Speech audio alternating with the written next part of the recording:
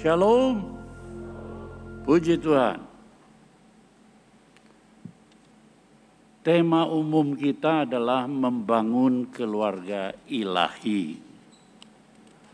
Tetapi tema khusus untuk kali ini adalah generasi anak panah.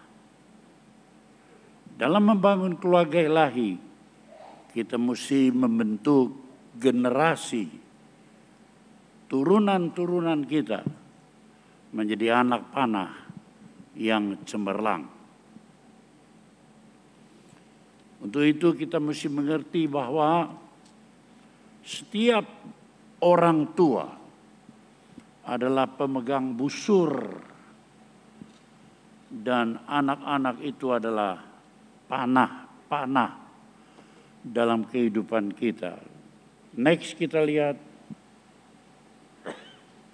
Keluarga beriman bagaikan busur dan anak panah di tangan Tuhan untuk mencapai tujuan Tuhan. Bukan kita besarkan untuk mencapai tujuan kita. Tetapi kalau kita mengerti orang tua adalah pemegang busur dan anak-anak itu adalah anak-anak panah di dalam tangan Tuhan, bukan untuk mencapai tujuan kita hidup di dunia ini, tapi untuk mencapai tujuan Allah. Mazmur 45 ayat yang ke-6 berkata demikian. Anak-anak panahmu tajam, menembus jantung musuh raja. Bangsa-bangsa jatuh di bawah kakimu. Luar biasa. Tuhan menetapkan keturunan kita, anak-anak panah itu tajam. Menembus jantung musuh. Sehingga bangsa-bangsa itu akan tunduk di bawah kakinya. Artinya kita mempunyai anak cucu, keturunan kita itu cemerlang, hidup berkemenangan mutlak dalam segala bidang hidup. Sehingga orang-orang dan bangsa-bangsa sujud di bawah kakinya. Ini dahsyat. Generasi anak panah, apa itu? Next kita lihat. Generasi anak panah adalah generasi anak-anak kita yang percaya dan mengasihi Tuhan, hormat akan Tuhan, dan bertumbuh menjadi seperti Kristus. Coba kita baca, renungkan sekali lagi. Apakah anak-anak kita itu seperti itu? Kita ulangi. Generasi anak panah adalah generasi anak-anak kita yang percaya dan mengasihi Tuhan. Takut dan hormat kepada Tuhan.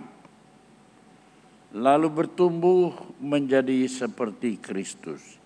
Ini generasi yang kita harapkan itu. Bukan sekolah pinter, cari duit, bergelar, bertitel, seperti orang dunia punya harapan. Tapi kita mempunyai harapan yang khusus. Sebab Roma 8 ayat 29 mengatakan, sebab semua orang dipilihnya dari semula. Mereka ditentukannya dari semula untuk menjadi serupa dengan gambar anaknya. Target kita yang tertinggi anak-anak kita bukan jadi dokter. Bukan jadi milioner. Bukan. Bukan jadi orang kaya, orang mulia. Target tertinggi semua untuk menjadi serupa dengan gambar anaknya.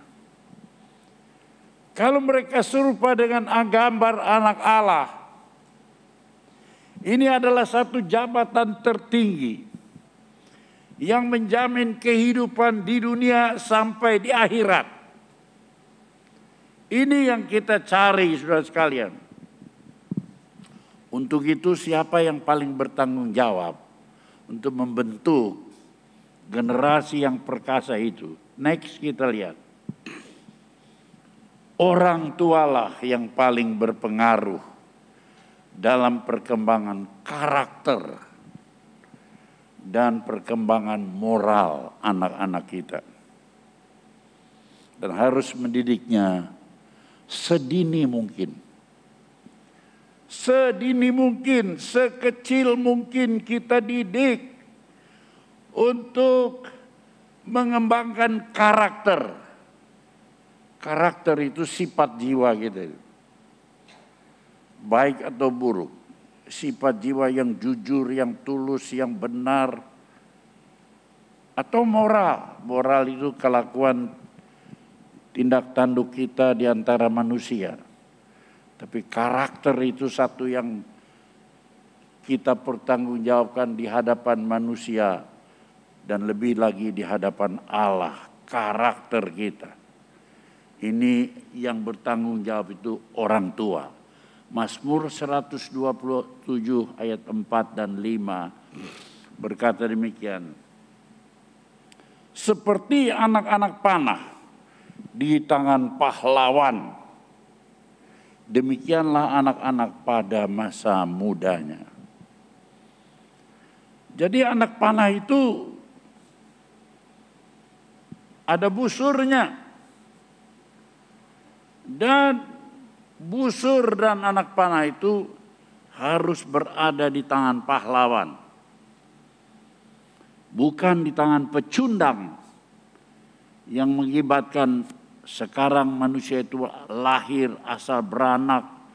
Anaknya keleleran di pinggir jalan, tidak karuan hidupnya saudara sekalian. Dan saya ingatkan bagaimanapun juga bangsa Indonesia adalah bangsa yang tingkat korupsinya itu tinggi sekali di dunia. Dan anehnya dalam zaman Presiden Jokowi yang cukup bagus ini, maka Menteri Hukum dan HAM menyatakan korupsi tidak lebih rendah. Sekarang korupsi lebih merajalela daripada zaman-zaman yang lalu. Aneh bin ajaib. Tapi ini satu kenyataan dalam hidup saudara sekalian. Ya, tetapi seperti anak panah di tangan pahlawan. Kita harus jadi pahlawan. Ayah ibu harus jadi pahlawan. Bukan pecundang-pecundang yang menciptakan anak-anak jalanan. Yang menciptakan preman-preman. Tetapi pahlawan-pahlawan yang menciptakan anak-anak panah yang cemerlang pada masa muda. Berbahagialah orang yang telah membuat penuh tabung panahnya. Dengan semuanya itu, ia tidak akan mendapat malu dalam hidup ini. Kalau besok kau jadi engkong, besok jadi kongco, nggak akan dapat malu. Kau sudah menurunkan generasi anak panah yang cemerlang. Berapa banyak bukannya generasi yang cemerlang, tapi orang menjadi pecundang. Menurunkan generasi orang jalanan. Oh, saudara-saudara, mari saudara sekalian. Sekarang kita bertanya, adakah kita sebagai orang tua ini betul-betul menjadi busur pemegang anak panah cemerlang? Jadi pahlawan? Ataukah kita belum yakin? Kalau sekarang kita belum yakin, hampir bisa dipastikan bahwa anak panah kita itu menjadi anak panah yang pecundang. Saudara-saudara yang kasih, jadi anak panah yang tidak berharga, melenceng dan tidak kena sasarannya. Untuk itu saudara sekalian, kita mesti baca Ulangan pasal 6 ayat 2 sampai 7. Di situ menjelaskan orang tua harus mendidik anaknya sedini mungkin, sekecil mungkin, dan mendidiknya berulang-ulang membentuk nilai-nilai moral hubungan dengan manusia, tetapi lebih dari semuanya hubungan nilai-nilai iman, hubungan dengan Allah. Ini harus kita ingat. Kita baca Ulangan pasal 6 ayat 2, tugas kita semua. Supaya seumur hidupmu engkau dan anak cucumu takut akan Tuhan Allahmu dan berpegang kepada segala ketetapan dan perintahnya yang kusampaikan kepada ini, supaya lanjut umurmu. Ayat 7, haruslah engkau mengajarkannya berulang-ulang kepada anak-anakmu dan membicarakannya apabila engkau duduk di rumah, apabila engkau sedang dalam perjalanan, apabila engkau berbaring, apabila engkau bangun, di mana saja, kapan saja. Tugas kita adalah mengajarkannya. Dan bukan saja mengajarkannya secara formal, bahkan kita membicarakannya berulang-ulang.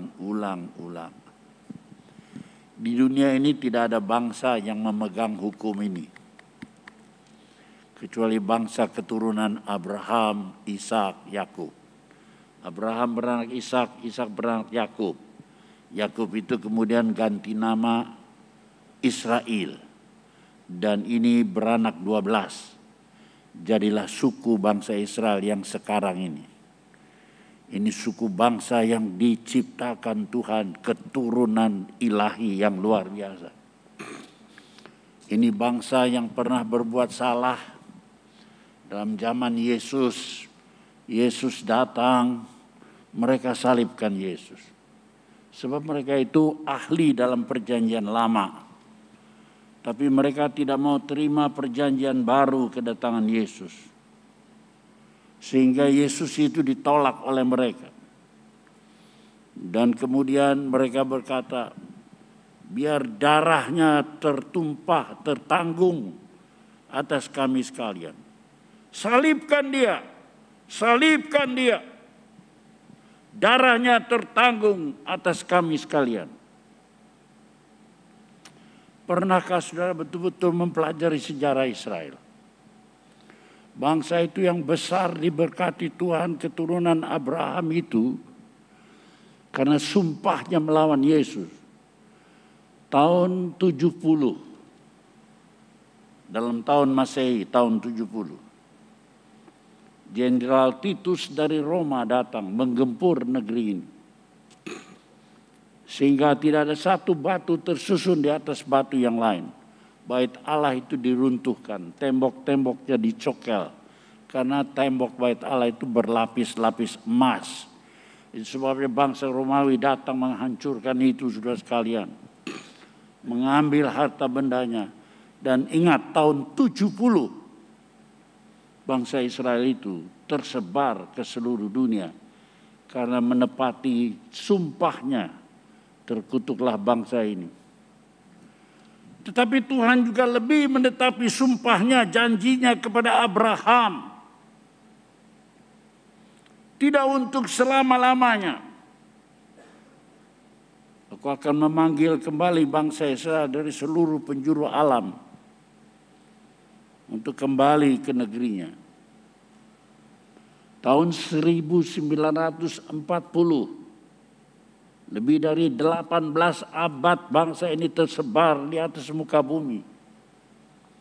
Dan paling sengsara karena dibenci entah bagaimana. Firman Tuhan itu digenapi bangsa Israel ini karena dosanya, maka terlunta-lunta di atas muka bumi. Dan sebelumnya kita mengetahui dalam zaman Hitler itu sudah sekian bangsa Israel dihukum, dibunuh, dibakar hidup-hidup, disiksa. oleh Nazi. Kebencian Nazi Jerman itu kepada bangsa Israel, sehingga jumlah bangsa Israel yang mati itu kurang lebih 6 juta orang. Bangsa itu menjadi bangsa yang mereka yang dulu diarak oleh Tuhan dari Mesir keluar, masuk ke tanah perjanjian. Lalu kemudian sudah sekarang bersorak dalam kemenangan. Mencapai puncaknya di dalam kejayaan dalam pemerintahan Daud. Dan kemuliaannya dalam pemerintahan Salomo. Kemudian bangsa ini sudah sekalian, kedatangan Yesus. Sejak Salomo itu mereka lupa diri. Bangsa ini pecah menjadi dua, utara dan selatan. Tambah hari tambah runtuh. Kenapa? Kekayaan, kemuliaan, kemewahan. Siapa yang sekarang mengejar kekayaan, kemuliaan dunia, kesenangan dunia, mereka tidak lebih daripada Salomo dan keturunannya. Akhirnya akan runtuh dan lebih kemudian mereka jatuh ke dalam berhala. Karena salah satu istrinya Raja Ahab itu kawin dengan Isabel, orang kafir. Maka bangsa yang tadinya mulia di dalam tangan Tuhan jadi satu bangsa yang sangat hina. Sehingga akhirnya Tuhan menghukum terbuang ke negeri Babilonia. Sudah tahu Babil itu siapa? Irak. Jadi sejarah bangsa Israel terbuang ke Babilonia. 70 tahun mereka berada di bawah jajahan Babilonia. Tuhan hukum dia. Tapi Tuhan itu kasihnya luar biasa. Di sana Tuhan kirimkan orang-orang perkasa dalam iman. Yaitu Daniel, Sadrah, Mesah. Ya itu semua sudah sekalian, Sadrah, Mesah. Itu nabi-nabi yang dikirim Tuhan untuk melindungi bangsa Israel di negeri Irak, Babil. Kemudian sudah sekalian, sudah genap waktunya 70 tahun. Dibentuklah kemurahan Allah melalui pemerintahan Raja Cyrus atau Kores dari Iran. Irak dikalahkan, Iran naik. Maka Iran inilah yang memberikan izin di bawah perintah Raja Kores untuk kembali ke negerinya di Yerusalem. Kembalilah mereka ke Yerusalem. Tapi bangsa ini kehilangan sejarah. Bangsa yang tadinya diangkat mulia karena dosa jatuh terjerambab dan tidak bersejarah, bahkan hilang di seluruh muka bumi ini. Tapi Tuhan berkata pada akhir zaman, aku akan memanggil umatku kembali. Dari tahun 70 sampai tahun 1940, bangsa ini terkatung-katung di seluruh muka bumi, terjual terutama di Eropa, saudara sekalian. Tersebar di Amerika. Tapi kemudian saudara sekalian, Inggris digerakkan oleh Roh Kudus untuk mendukung bangsa Israel, Zionisme, gerak kembali ke Israel. Balfour Declaration, pernyataan Perdana Menteri Inggris menyatakan untuk mendukung Sionisme. Dan kembalilah bangsa ini. Dan pada tahun 48 dinyatakan kemerdekaan Israel. Tatkala mereka membentuk merdeka di satu tempat yang kecil di padang gurun, ditertawakan oleh dunia Arab. Sebentar kita giles. Tapi Tuhan bersumpah bangsa ini akan kembali. Sehingga saudara sekalian, terjadi 1963. negara-negara Arab turun mengeroyok. Tapi dalam perang 6 hari 1967, bukan 63, 67. Dalam 6 hari dikeroyok oleh dunia Arab. Bangsa Israel yang cuma segelintir, belum ada jutaan, cuma ratusan ribu, menang luar biasa. Dan itu sebabnya tahun 48 mereka mendirikan Merdeka. 18 abad lebih terhilang di atas muka bumi ini. Tetapi Allah itu berjanji luar biasa. Karena tidak ada bangsa yang mendidik anak cucunya seperti bangsa ini, saudara. Mengajarkannya berulang-ulang kepada anak-anakmu. Membicarakannya apabila engkau duduk di rumah. Apabila engkau sedang dalam perjalanan. Apabila engkau berbaring dan apabila engkau bangun. Tidak ada sekolah di Israel.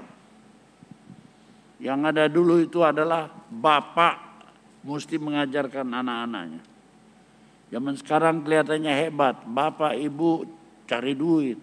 Anak dikirim ke sekolah. Orang lain yang mendidik. Israel tidak. Belajar tulis menghitung itu dari bapak. Semua sampai umurnya kurang lebih 12 tahun. Lalu dia dilantik menjadi bar mitzvah. Yaitu anak-anak Taurat yang sudah hafal itu perjanjian lama, saudara sekalian. Hukum-hukum Allah itu hafal. Baru 12 tahun dilantik pakai topi putih. Sekarang masih ada pelantikan itu. Di Yerusalem, di tembok, runtuhan tembok itu. Dilantik di sana, saudara. Yang saya kagum, nggak ada bangsa di dunia ini yang mengajar anak-anaknya bapaknya sendiri. Luar biasa. Karena itu sudah sekalian, bangsa inilah yang saudara, siapa yang pernah baca di WA, di komputer, bangsa ini diberi Tuhan otak penemu segala. Penemu televisi, penemu radio, penemu bom atom, penemu internet, penemu apa saja semua ini. Oh, bangsa Israel. Siapa yang pernah lihat itu? Angkat tangannya. Supaya jangan saya sendiri. Siapa lagi? Banyak tuh. Ya. Penemu semuanya. Otaknya dari mana? Dari Tuhan Allah, suruh kalian alam. Apa sebab? Sebab dia mengajarkan pada anak cucunya secara luar biasa, saudara sekalian. Nah, ini dia. Sekarang kita lihat bangsa-bangsa di dunia. Bagaimana mengajar anak-anak. Cara-cara umum di dunia ini adalah mengajarkan anak-anak itu yang dibangun itu, membangun keluarga itu cuma secara fisik, mental, tubuh, jiwa. Ini saja. Yang penting sehat, yang penting pinter, kemudian bertitel, cari duit, mentalnya pinter, tubuhnya sehat. Ini saja. Karena itu nomor satu, kalau tubuh sehat, mesti sport, olahraga. Aduh, saya ini seumur hidup nggak pernah olahraga. Umurnya 82 tahun masih sehat. Kenapa? Tuhan bilang, mau tahu rahasia panjang umur? Mau tahu? Takut akan Allah. Hormatilah ayah ibumu. Supaya dipanjangkan Tuhan hari umur hidupmu. Dan baik keadaanmu. Kemanapun kau pergi. Nomor satu, hormat Tuhan. Nomor dua, hormat papa mama. Panjang umur. selain firman Tuhan, maka kita jalani. Mau panjang umur, betul. Punya istri cuma satu, jangan lebih.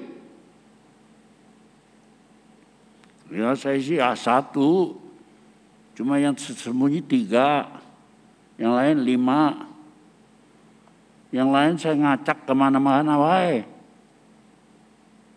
Ini yang bikin pendek umur. Sakit pinggang, buah pinggang, pendek umur. Jadi kalau saudara mau panjang umur, nomor 1 takut akan Allah, hormat orang tua, bini cuma 1. Ini saya punya istri ini. Saya sudah menikah 58 tahun. Golden wedding udah lewat. Tinggal 2 tahun kalau saya panjang umur, itu akan terjadi diamond wedding. 2 tahun lagi. Saya sudah punya buyut 2, cicit 2. Ini sudah diberkati Tuhan. Tapi saya lihat rahasia panjang umur ini nggak jauh dari itu.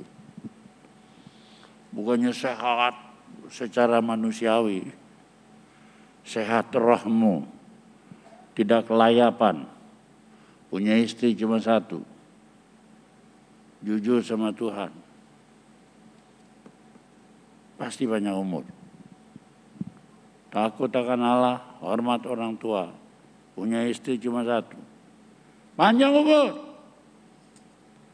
Tapi manusia itu cuma fisik, mental. Mental supaya kita pinter, pendidikan, gelar, cari duit, kaya, itu. Dengar baik-baik firman Tuhan, Mazmur 20 ayat 8a. Orang ini memegahkan kereta, orang itu memegahkan kuda. Ini dunia. Tetapi kita bermegah dalam nama Tuhan Allah kita. Jujur aja. Saudara bermegah apa ya? Orang Kristen ya. Megahnya apa? Kalau kaya, kalau pinter, kalau bertitel. Siapa yang bermegah akan nama Tuhan, yang mendidik anak cucunya nomor 1 Tuhan. God must be number 1 in my life. He is the bigger. Our Lord Jesus Christ, the Son of God, must be number 1. Harus nomor 1. Siapa yang bersumpah setia kepada Tuhan, bernasar seperti itu, maka sungguh-sungguh ya, dia akan diberkati Tuhan. Sebab kalau saya dulu pernah ke Keraton Jogja, Keraton Solo, melihat kereta-kereta sultan-sultan dan para panglimanya, maka kereta sultan itu paling mulia, bertatahkan ya mutu manikam, batu-batu permata, ya. Itu namanya bermegahkan kereta. Kekayaan dan kemuliaan. Siapa yang bermegahkan kereta? Yang kedua, bermegahkan akan kuda. Saya mah tidak kaya, tapi saya ini pinter. Saya master keluaran Australia. Saya master keluaran Singapura. Saya dokternya di Harvard University, USA. Itu yang dimegahkannya. Itu kejiwaan, pendidikan, gelar. Ayat tadi mengatakan, orang ini memegahkan kereta, kekayaan, kemuliaan. Orang itu memegahkan kuda, kekuatan-kekuatan hidup. Tetapi kita bermegah dalam nama Tuhan Allah kita. Saya pilih ini. Sejak usia saya 17 tahun, tidak melenceng. Terus. banyak susah. Nyanyi terus, saya mau iring Yesus. Saya mau iring Yesus sampai selama-lamanya. Meskipun banyak susah dalam dunia ini, saya mau iring Yesus sampai selama-lamanya. Saya ini orang sederhana. Saya lahir di Kalimantan Tengah. Tetangganya monyet sama orang utan. Saya kawin tidak bawa apa-apa. Saya mulai kenal dia, anggota paduan suara. Enggak seperti orang sekarang, punya apa, punya apa. Kalau sudah menikah mulai bertanya punya apa, punya apa. Rumah tanggamu tidak akan pernah berbahagia. Sebab harta duniawi, pangkat duniawi, kereta kemuliaan menjadi kebanggaan. Tapi aku pacaran sama dia. Enggak bisa kemana-mana. Aku bawa di kebun binatang Surabaya. Di depan sapi-sapi supaya sepi. Kita berdialog. Enggak bisa bilang I love you sebab terbuka duit. Tapi ku tanya dia. Saya bilang, I love you. Do you love me? Enggak jawab-jawab. 2 kali saya tanya, enggak jawab. Saya bingung tunduk aja. Setelah itu saya toel dia. Saya lihat mukanya. Memang dia tidak menjawab. Tapi dalam matanya berbinar-binar. Taulah aku. She loves me so much. As I love her. Ini mulanya. Nggak ada harta benda. Nggak ada. Kawin jasnya pinjem. Segala sesuatu sederhana. Tapi aku seorang fighter. Karena Kristus itu pemenang. Dan nyanyian yang saya suka sekali ada. Yaitu nyanyian, apa tuh? You raise me up. Engkau mengangkat aku. Melalui lembah dan gelombang. Tuhan taruh aku di atas gunung. Lebih daripada yang kuharapkan. You raise me up. You raise me up. Inilah nyanyian kesukaan saya sebab memang yang angkat hidup saya itu Tuhan. Kenapa? Sebab saya berserah kepada Tuhan. Allah pemenangku. Aku tidak mendidik anak-anakku untuk generasi yang kemudian secara fisikal dan mental sebab mereka itu akan gugur. Mereka bermegah kereta, orang itu bermegah kuda. Tetapi kita bermegah dalam nama Tuhan. Ayat berikutnya kita lihat. Ya, orang ini memegahkan kereta kuda. Orang itu memegahkan kuda. Tetapi kita bermegah dalam nama Tuhan Allah kita. Ayat 9. Mereka rebah dan jatuh. Tetapi kita bangun. Berdiri dan tetap tegak. Aduh, luar biasa. Kalau kita mengiring Tuhan, memang tidak masuk akal. Terlalu banyak mujizat-mujizat yang dibuat Tuhan dalam hidup kita. Terlalu banyak.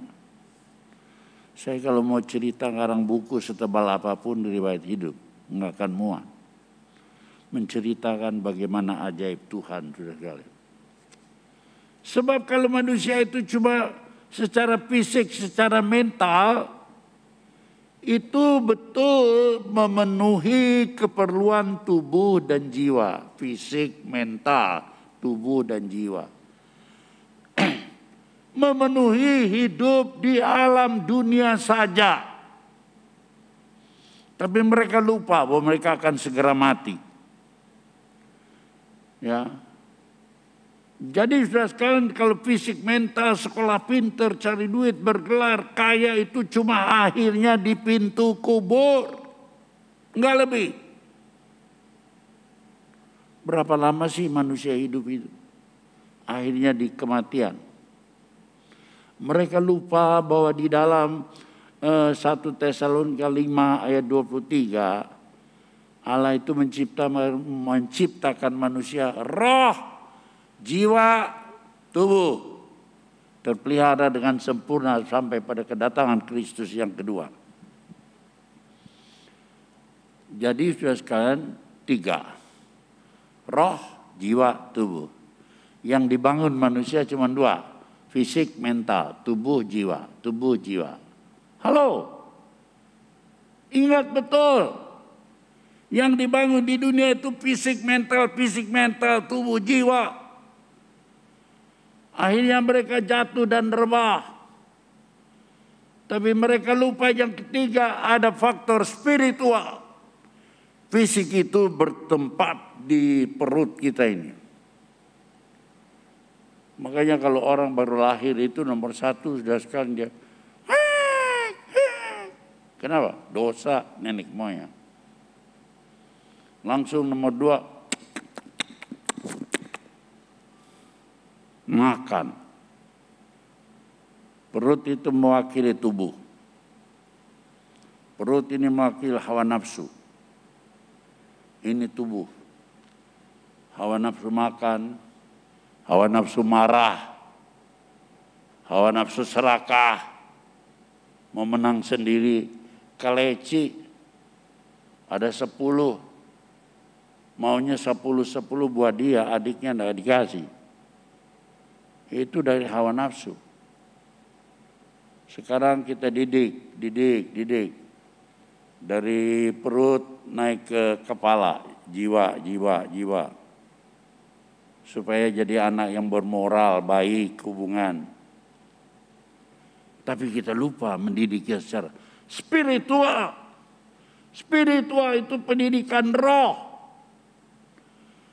Tubuh di perut, akal di jiwa, tapi kemudian roh di dada kita. Ini namanya di hati kita. Tapi ini hati bukan hati ayam, bukan hati sapi itu membuat di sambal goreng. Hati itu bahasa Inggrisnya your heart. Hati itu hati. Tetapi itu bukan hati liver, itu jantung. In your heart. Jadi kalau jantung kita ini benar, jujur, tulus, maka sudah sekalian hidup kita panjang umur. Hati. Bukan liver ya, hati. In your heart, jantung.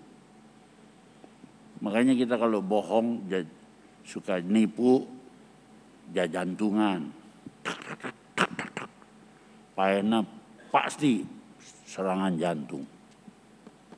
Tapi kalau lurus, maka itu kita baca ayat Mazmur 20 ayat 8b. Mereka rebah dan jatuh. Tetapi kita bangun berdiri, tetap tegak. Bukan berarti tidak pernah jatuh, bisa jatuh, tapi bangun berdiri, tetap tegak. Dalam Alkitab dikatakan orang benar boleh jatuh 7 kali. 7 kali.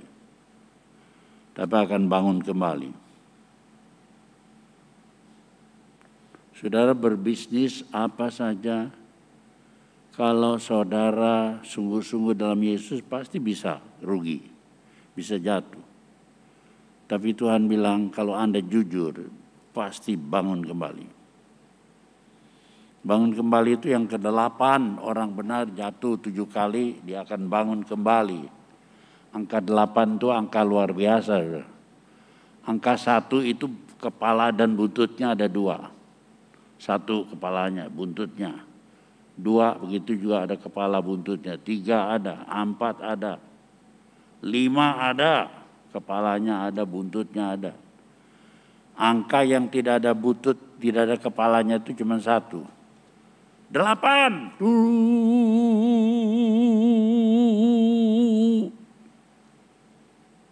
Makanya orang Tionghoa paling senang tuh angka 8, Pak.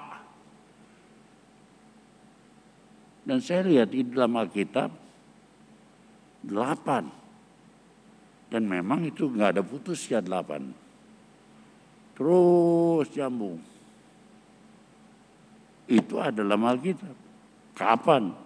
Kalau kita berdiri dengan benar di hadapan Tuhan, maka kita akan mengalami itu. Oleh karena itu kata firman Tuhan Matius 6 ayat 33, gaya hidupmu pikirkan betul apa enggak seperti ini.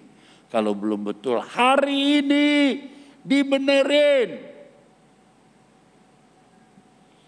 Carilah dulu kerajaan Allah dan kebenarannya. Maka semuanya itu akan ditambahkan padamu. Maksudnya dalam hidup kita apa saja. Mungkin hidup saudara baik. Saudara tidak curi, saudara tidak bohong, mungkin. Tapi yang saya tanya bukan itu. Yang saya tanya, apakah Anda mencari kerajaan Allah dan kebenarannya itu sebagai yang nomor 1? Ada yang bisa jawab? Jawab kepada Roh Kudus. God must be number 1 in my life. Jesus Christ, the Son of God, is my Savior, must be number 1 in my life. Nomor 1 dalam hidupku. Carilah dulu kerajaan Allah dan kebenarannya, maka semuanya itu akan ditambahkan padamu. Kalau kita cari kerajaan Allah, yang ngatur hidup kita itu Allah. Aku tinggal angkat tangan, Tuhan turun tangan. Aku anak Allah, Bapakku Allah. Allah yang ngatur segala satu dalam hidupku. Kan sekarang ini hidup kita terseok-seok. Apalagi yang baru sekolah, tamat sekolah, mulai kerja. Ya pikirannya, pengharapannya timbul tenggelam. Karena kau berjuang sendiri. Terkutuklah orang yang mengandalkan manusia, tapi diberkatilah orang yang mengandalkan Tuhan. Jadi bukan berarti tidak pernah kalah. Seringkali kalah, 7 kali kalah, bangun lagi. Tapi ujung-ujungnya pasti berdiri teguh. Ya, sebab Tuhan memenuhi semuanya. Maka ayat berkata, semuanya itu, apa yang saudara butuhkan? Semuanya itu di dunia. Semuanya itu sampai di akhirat. Pasti dipenuhi oleh Tuhan. Paling enak jadi anak Tuhan yang tulus, jujur, dan benar. Jangan jadi anak Tuhan tapi buntut kepalanya duniawi, cara duniawi. Yang disalahkan Tuhanku, naon Tuhan, saya mengges doa. Doa isi doa. Tapi benar gak? Kamu berdoa tapi tidak mendapat karena kau mau habiskan menurut hawa nafsumu. Oh, nah sekarang cara-cara mendidik anak cucu kita supaya jadi generasi perkasa itu bagaimana? Amsal 22 ayat yang ke-6 kita lihat. Didiklah orang muda menurut jalan yang patut baginya. maka pada masa tuanya tidak akan menyimpang daripada jalan itu. Jadi kalau kita sudah sekalian masa mudanya itu mendidiknya itu ya jalan Tuhan. Ini yang patut baginya. Pada masa tuanya tidak akan belok ke sana, enggak. Itu yang dalam ilmu jiwa dipelajari, bentuk kebiasaan yang baik. Lama-lama kebiasaan yang baik itu menjadi sifat yang baik. Sifat yang baik diteruskan lama-lama menjadi watak yang baik. Kebiasaan jadi sifat, sifat jadi watak.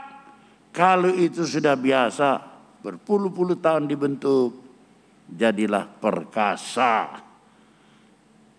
Kalau sudah jadi watak nggak berubah lagi, wataknya baik, apapun tetap baik, tidak akan menyimpang ke kanan, tidak akan menyimpang ke kiri. Jadi cara yang mengasuh dan mendidik anak itu, kalau menurut saya dan menurut Alkitab ini, perhatikan baik-baik. Bukan 2 tambah 2 sama dengan 4. Bukan cari duit, bukan.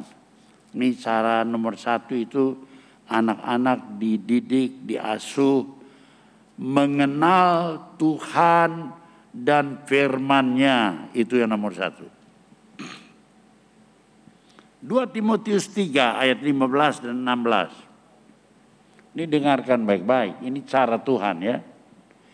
Ingatlah juga bahwa dari kecil engkau sudah mengenal kitab suci.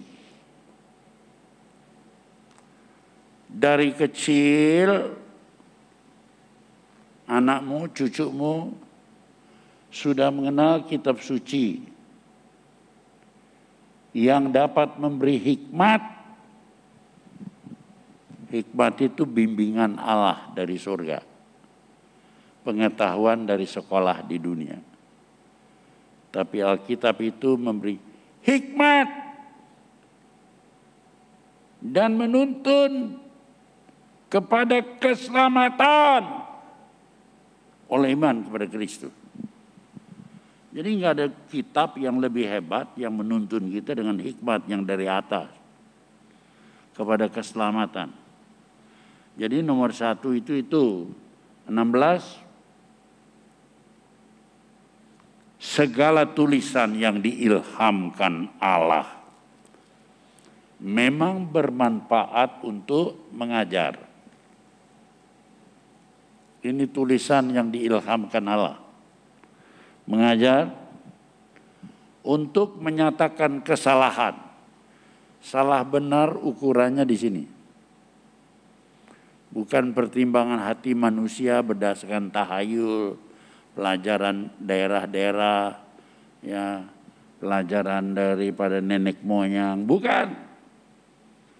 Bermanfaat untuk mengajar, menyatakan kesalahan, untuk memperbaiki kelakuan moral, dan untuk mendidik orang dalam kebenaran. Kalau kita sudah dididik dalam kebenaran, bukan soal moral. Moral itu urusan dengan manusia. Tapi kalau karakter dibentuk dari firman Allah itu urusan kita. Dengan Tuhan dan dengan manusia. Double portion. Porsi lengkap dunia akhirat. Dari sini. Nah, sekarang kita lihat gambar 1. Bagaimana mendidik anak secara praktek ya. Ini yang belum menikah lihat betul-betul. Yang baru kawin betul. Ya, yang sudah mengandung betul-betul. Nah, itu. Gambar 1 nomor 1 diperkenalkan kepada Allah dan Alkitab. Itu adalah buyut saya yang kedua. Namanya Nathaniel, Nate. Umur 6 bulan. Sudah diperkenalkan dengan Alkitab. Cuma Alkitabnya bukan seperti ini. Itu Alkitab anak-anak bergambar. Bukan main dia senangnya lihat buku Alkitab. Ya. Alkitab bergambar cerita Daniel di Gua Singa, cerita semua Musa, cerita bangsa Israel menang. Ini semua ada. Umurnya berapa bulan? 6 bulan. Siapa yang bilang anak-anak itu nanti kalau udah gede? Salah besar. Udah gede dididik 2 tambah 2 sama 4. Hitung duit.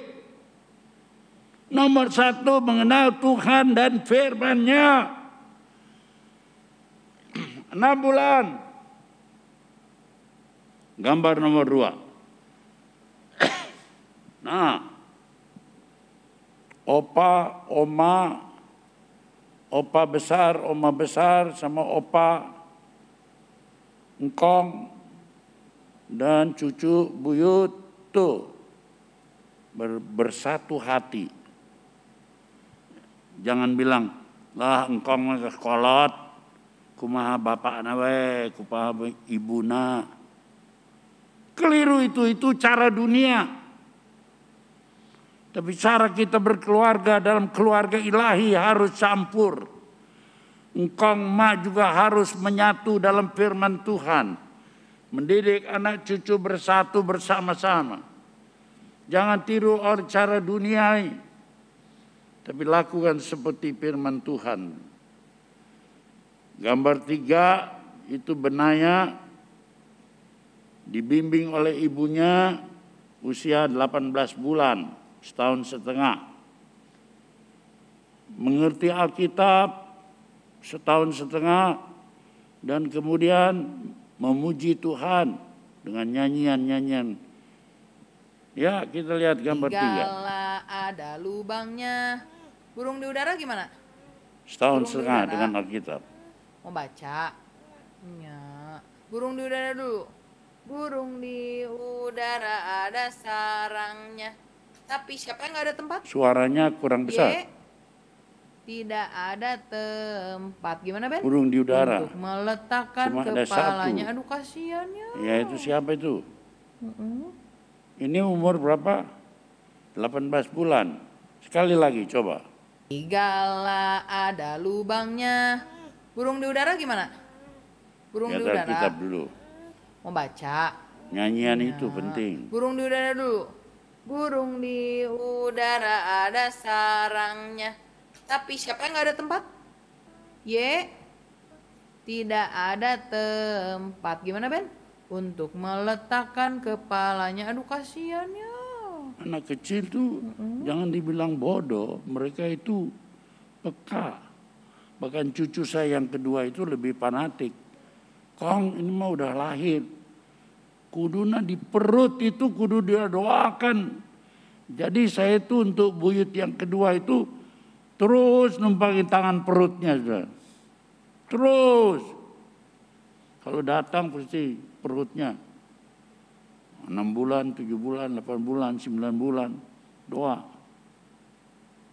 Sebab anak itu rohnya sudah mendengar apa yang diimani bapak ibunya, apa yang diimani oleh opanya, oleh kongcoknya, itu ya roh itu sudah mendengar. Jiwa tubuh belum. Tapi roh itu sudah mendengar. Dan itu sebabnya sudah sekalian, menyanyi memuji Tuhan umur setahun setengah bisa bertindak, ya. Sekarang gambar 4 kita lihat. Apa itu gambar 4? Nah, itu siapa ya? Itu Jessica bersama engkongnya Julius Ishak. Engkong dan cucu bersama-sama berunding bagaimana mendidik anaknya alias buyut saya. Jadi satu kali saya bikin seminar khusus berdua, ya, Jessica sama Bonar, 2 jam lebih dia terima ilmu, lalu saya doakan. Begini caranya mendidik anak. Itu kuliah 2 aja. Dosennya 1. Ya, supaya mereka mendidik anak yang benar. Bukan 2 tambah 2 sama 4. Bukan cari duit, bukan. Pengenalan akan Tuhan dan firman-Nya number 1. Untuk membentuk generasi anak panah. Ya, gambar 5. Pada usia 22 bulan, menghafal nama-nama keluarga. Siapa nama orang-orang yang mengasihi. Itu 22 bulan, belum 2 tahun. Nanti bulan Juli baru 2 tahun. Ya, ini belum 22 bulan. Tuh lihat, hafal nama. Kalau mami dulu deh. Ya, Pak? Jessie. Kalau Dedi? Nama mama Jessie. Bonar. Bapaknya Kalau Bonar. Opa. Siapa? Rubin. Kalau Oma? Engkongnya Rubin. Depannya lengkapnya. Omanya? Lena. Kalau kamu namanya siapa? Kamu namanya? Kamu siapa? Ya. Ulangi. Ulangi. Siapa? Benaya. Bagus. Hafal ya. Jadi umurnya itu berapa? Belum 22 bulan dia harus hafal. Mamanya siapa? Engkongnya siapa? Omanya siapa? Ini oma Maco siapa? Julia Wati. Engkongnya Judius. Paling susah dia gitu. Paling susah nyebut nama engkongnya. Ya, kongconya. Itu aja. Tapi dia berusaha sejak kecil. Umurnya kira-kira ini 21 bulan. Belum 22 bulan. Menghafal nama-nama orang yang dicintainya. Ya. Kemudian gambar berikutnya mengajarkan berani. Berani. Di dunia itu sepintar apapun juga kalau nggak berani alias letik hati. Sanu budakna letik hati. Tuani nggak bisa jadi orang. Harus berani. Bagaimana mendidik anak cucu berani? Umur 2 bulan. Dia lahir bulan November. Kita pergi ke daerah Bogor sampai ke apa itu namanya? Banyak binatang itu. Apa? Taman Safari. Nah, sebelum Taman Safari kita tinggal di hotel, lahir November. Ini Januari kita belajar berani berenang. Ini sayang nggak ada gambar video. Kalau udah video kita lihat cepung. Sudah berenang. Anak itu otomatis sudah ajaib. Umur 2 bulan. Jangan ulah temenang sieun aya naon. Persis ibunya yang penakut. Jadilah anak cucu kita penakut. Carakan ke bapakna. Jangan. Wah. Latih anakmu sedini mungkin untuk menjadi orang berani. Nanti perkasa di atas muka bumi. 2 bulan ini. Ya. Gambar berikutnya. Nah, ini dia. Jangan lupa ya. Toko buku Kalam Hidup. Jalan Naripan. Engkongnya jangan beli balon-balonan ya. Beli buku Alkitab bergambar, cerita-cerita Alkitab. Bikin otaknya cerdas, tapi cerdasnya bukan cerdas duniawi, tapi cerdas ilahi. Oke? Nah, itu tadi pengenalan akan Allah dan firman-Nya. Langkah kedua, mengasuh dan mendidik anak untuk takut dan hormat kepada Tuhan. Nomor satu, takut dan hormat. Ayatnya dulu. Takut akan Tuhan adalah permulaan pengetahuan. Tapi orang bodoh menghina hikmat dan didikan. Pengetahuan, di atas pengetahuan, hikmat. Tapi orang bodoh menganggap remeh hikmat yang dari Allah itu.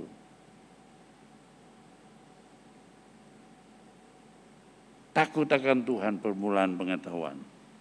Jadi zaman dulu orang sekolah itu paling tinggi sampai SMA. Makanya SMA itu disebut nama high school, sekolah tinggi. Tapi kemudian dunia berkembang, pengetahuan bertambah, jadi orang-orang mulai belajar tentang ada lagi yang lebih tinggi.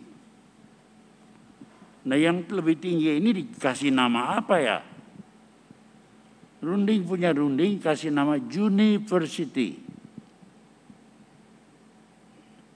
University itu asalnya dari mana? Saking bingungnya mereka kalau pengetahuan yang tinggi itu mau dari mana? Dapat nama University. University itu kalau uni itu satu. Union, kesatuan. United States itu negara yang disatukan. PBB itu United Nation, bangsa-bangsa yang disatukan. United, Union itu satu. First itu ayat. Kalau sudah baca bahasa Inggris, ya, Matthew chapter 7 verse 29. Matius pasal 7 ayat 29. First itu ayat. Nah, sekarang university itu apa artinya? Berlandaskan satu ayat. Itu artinya. Nah, berlandaskan satu ayat itu apa? Yaitu takut akan Allah, pangkal segala hikmat pengetahuan. Jadi kalau sudah yang pernah duduk di university, hari ini saya jelaskan, saudara mesti mengerti. This is the meaning of university. Takut akan Allah itulah ilmu yang tertinggi sebab dapat hikmat dari sorga. Ya, ini dia university. Dalam hal ini diajarkan takut akan Allah.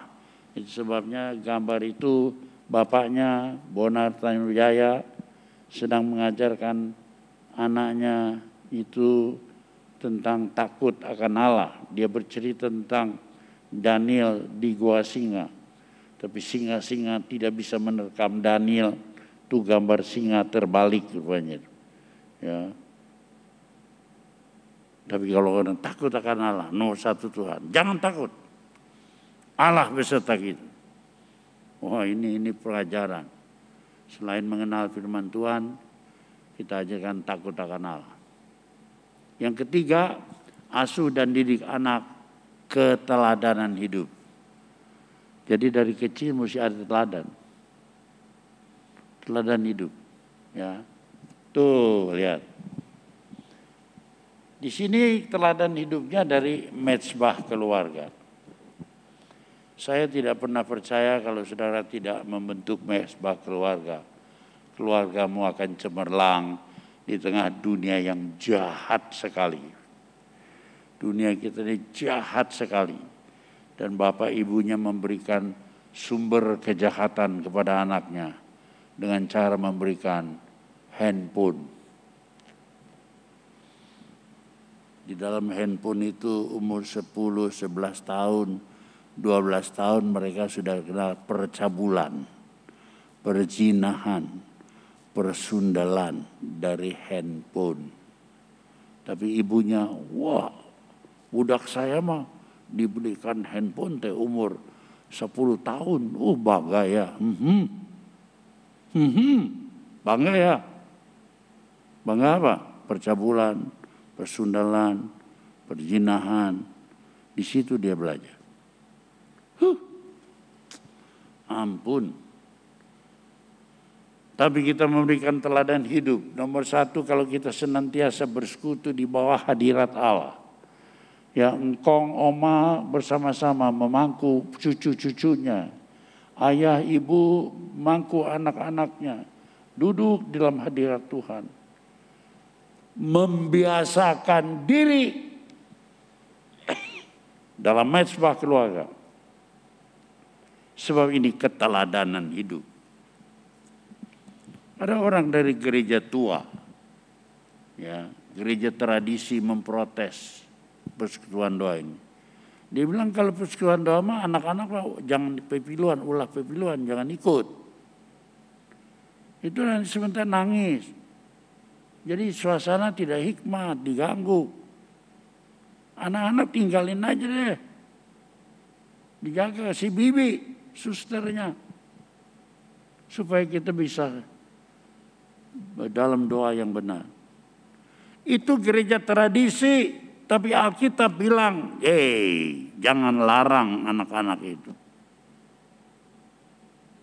Mereka itu dibiasakan dari kecil, ada di antara keluarga mereka mendengar, melihat teladan, ya, seperti itu.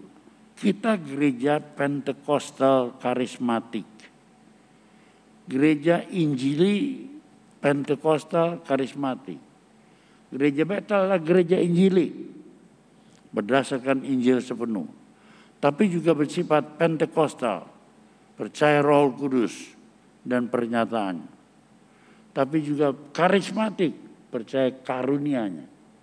Kalau Pentekostal sampai buah-buah roh, kasih, sukacita, damai sejahtera dan seterusnya.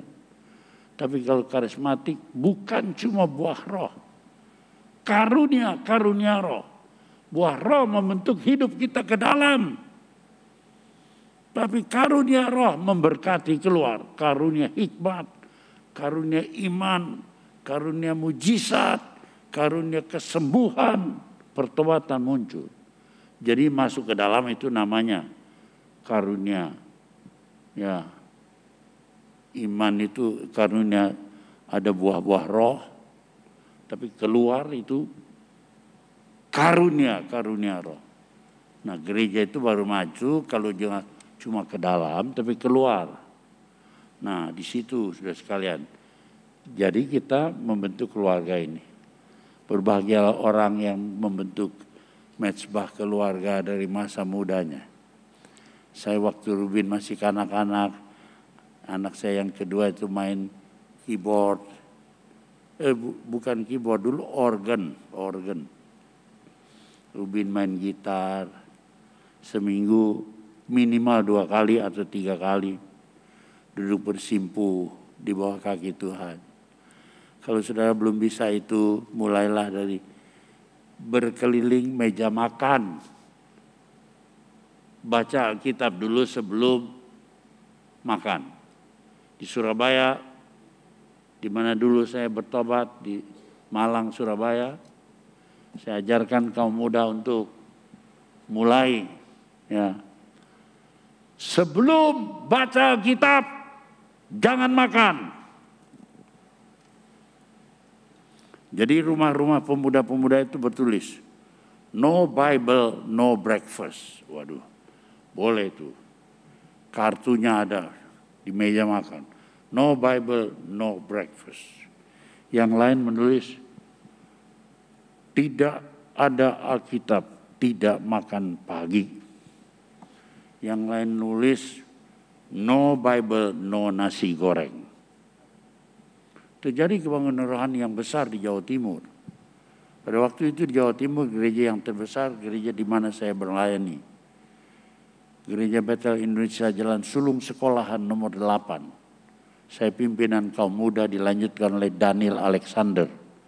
Kaum muda yang berkumpul 500, 600, 700, 800, sampai 1000 orang muda kumpul dalam gereja itu. Lalu diadakan retreat di Sarangan Madiun. Sarangan Madiun, no Bible, no breakfast. Berani ya sudah ngatur dirimu. No Bible, no nasi goreng. No Bible, tidak sarapan pagi. Berani nggak? Berani nggak ibu membentuk dalam rumah tanggamu begitu? Ini cuma makan terus, makan terus. Tapi kalau sudah memberi makanan rohani, luar biasa. Nomor 4, asuh dan didik dengan kasih sayang. Kolose 3 ayat 12 mengatakan begitu. Ya.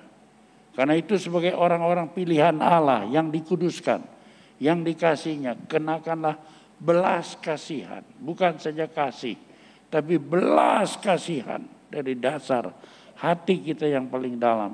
Kemurahan. Jangan sombong, kerendahan hati. Jangan kasar, kelembutan dan kesabaran. Menghadapi anak-anak kita itu begitu. Jangan kirim anak-anak jauh-jauh. Hal yang pertama itu masuk hati kita kasih sayang, kemurahan, kelemah lembutan. Nanti kalau 18 tahun ke atas boleh kirim ke Australia. Tapi jangan buru-buru. Kasih sayang itu nomor 1, kelembutan, kemurahan, kerendahan hati, kelemah lembutan, kesabaran tanamkan. Ini rem-rem kehidupan. Ya, nomor 1. Kemudian di situ sudah sekalian, ya, gambarnya kita lihat. Sudah tahu nggak itu di mana? Apa ya namanya ini? Sudah pernah sini Pak? Hah? Mountain Breeze. Setengah jam dari sini kita bisa naik ke atas. Mountain Breeze. Ya. Kota Bandung di waktu malam kelihatan. Saya sudah 2 atau 3 kali ke sana. Buyutku ke bawah ke sana. Dipeluk oleh papa mamanya, dicium di bawah langit terbuka, disaksikan oleh Kota Bandung sudah sekarang mengasuh anak dengan kasih sayang. Jadi mengasuh itu, mendidik itu dengan perbuatan, bukan ulah kitunya, carekan, tak, waduh, itu bukan mendidik itu. Begini mendidik, ya. Nah, kalau sudah begini, yang kelima, asuh anak-anak dengan disiplin. Lihat anak, asuh anak didik dengan disiplin, ini baru diajarkan ketika anak-anak berusia 3 tahun ke atas. Buyut saya pertama belum 2 tahun. Tapi saya sudah janjikan hadiah kalau dia umur 3 tahun. Kepada papa mamanya, hadiah itu adalah rotan. Apa? Rotan. Di Kalimantan ada rotan-rotan yang kecil, namanya rotan bulu. Saya import dari Kalimantan rotan bulu, supaya kalau 3 tahun ke atas disimin, serewet nih, tas. Kasih itu perlu, tapi kalau terlalu kasih, ogohan, manja, tidak jadi orang. Besok jadi anak yang serakah, merusak keluarga. Karena biasa minta terus. Tapi mesti seimbang dengan disiplin. Disiplin itu hukum Taurat. Injil itu kasih sayang. Injil itu Taurat mesti seimbang. Tapi 3 tahun ke atas. Kalau sudah sungguh-sungguh begini mendidiknya dengan takut akan Allah, maka setiap orang tua harus jadi busur bagi anak panah. Pahlawan yang melesatkan anak panah yang cemerlang. Didik anakmu dalam tindakan. Nomor 1, di dalam mengenal Allah dan firman-Nya. Nomor 2, menggambarkan keberanian, berani seperti Daniel. Ya, kuat. Nomor 3, teladan, mezbah keluarga. Jangan pakai cerita. Berbahagialah orang yang membentuk mezbah keluarga. Paling tidak di meja makan, ya. Nomor 4, asuh dengan kasih sayang. Nomor 5, atur dengan disiplin. Maka sesungguhnya anak cucu kita perkasa. Tuhan memberkati.